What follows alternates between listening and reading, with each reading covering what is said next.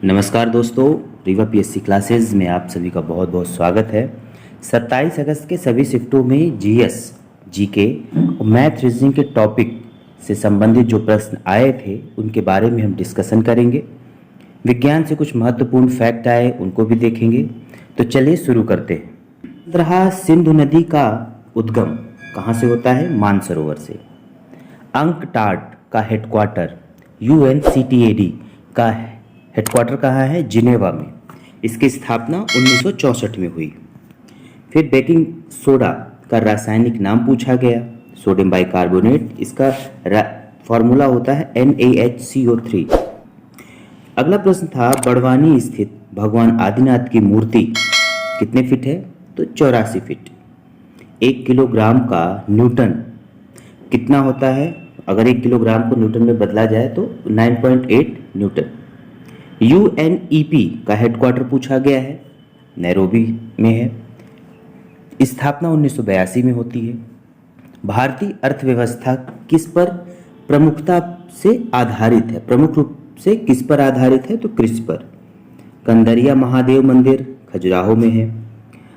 मुद्रा से संबंधित प्रश्न था, तो जैसा प्राप्त हुआ तो उसमें पाउंड के बारे में पूछा गया कि पाउंड किस देश की मुद्रा है।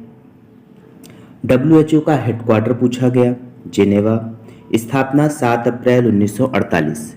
दोस्तों, इसमें मैंने तीनों शिफ्ट के क्वेश्चंस को एक साथ रखा है, जिससे आप एक ही और एक छोटे वीडियो में एक समराइज वे पे सब कुछ देख सके, एक अंदाज़ा लगा सके और इस प्रकार के प्रश्नों से एक पैटर्न जो बना हुआ है वो देख के अपनी आगामी परीक्षा को और बेहतर कर सकते हैं।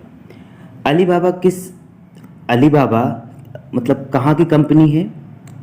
तो चीन की है। खाने की नमक जो होता है उसका सूत्र पूछा गया, NaCl। सूर्य में ऊर्जा किस अभिक्रिया से, जो सूर्य में जो ऊर्जा होती है उसकी अभिक्रिया पूछा गया, तो नाभिकीय संलयन। तो सूर्य में जो ऊर्जा होती है वो किस अभिक्रिया से बनती रहती है? तो नाभिकीय संलयन। UNIDO की स्थापना कहाँ हुई है? वियना में। जावरा नृत्य, एक नृत्य से प्रश्न जैसे जब से एग्जाम शुरू हुआ है तो वो लगातार पूछ ही रहा है। तो जावरा नृत्य कहाँ है? मध्य प्रदेश। ये एक लोक नृत्य है। जैविक और अजैविक घटक से संबंधित एक प्रश्न रहा, ये कौन सी क्रांति हुई थी? तो इंग्लैंड में जो क्रांति हुई इसे गौरवपूर्ण क्रांति कहा गया। क्रांतियों से, विश्व की क्रांतियों से संबंधित प्रश्न बन रहे हैं एक, और जो महत्वपूर्ण है उनसे। पांडुरंग हेगड़े, इनका संबंध किससे है? तो सबसे पहले तो ये पर्यावरणविद हैं और अपिको आंदोलन से इनका संबंध है। उष्मा से प्राप्त ऊर्जा को उष्मीय ऊर्जा कहा जाता है। जवाहरलाल नेहरू बंदरगाह कहाँ है? महाराष्ट्र में।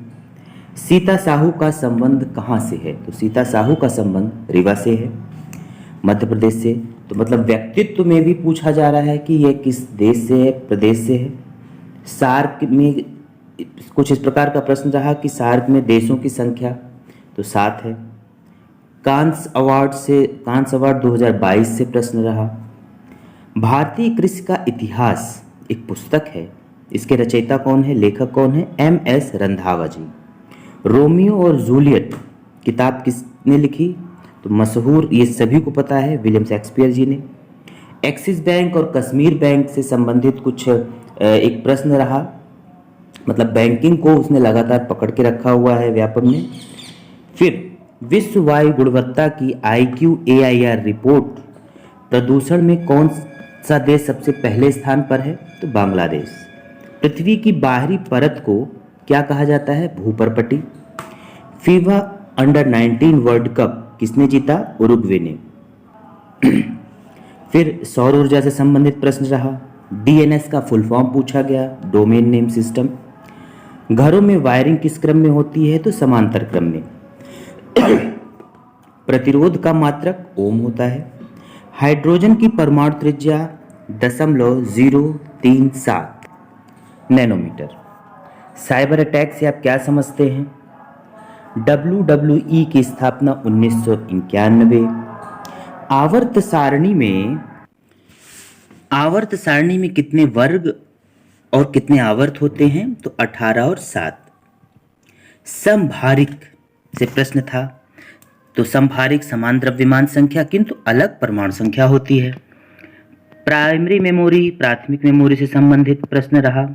आभासी प्रतिबिंब में किरण कहाँ पर मिलती है? तो हमारा प्रश्न रहा कि आभासी प्रतिबिंब में किरण कहाँ पर मिलती है? फोकस में। बायोस का आविष्कार 1975 के करीब हुआ। ध्वनि का वेग सर्वाधिक कहाँ होता है दोस्तों? तो ठोस में। फिर गणित से संबंधित जो प्रमुख टॉपिक थे, तो जैसे मध्यिका था, और टॉपिक लगभग वही पूछे जा रहे हैं सभी में, और रीजनिंग में भी वही टॉपिक जो वर्तमान में क्रम चल रहा है उसी से पूछे जा रहे हैं। तो आप जरूर एक एनालिसिस को, आए हुए प्रश्नों को जहां से हमसे प्राप्त हो रहे हैं, हम आपको दे रहे हैं, आप इन्हें जरूर देख के जाएं और बिल्कुल आपको इससे फ़ायदा होगा। क्योंकि क्वेश्चंस का जो पैटर्न है वो समझ के अगर हम एग्ज़ाम में जाएंगे तो हमें सरलता होगी। तो बचे हुए दिन जिनके भी हैं, अगर एग्ज़ाम होने में जितने दिन बचे हुए हैं उनका उपयोग रिवीजन में करें। मिलते हैं फिर से नेक्स्ट वीडियो में। धन्यवाद।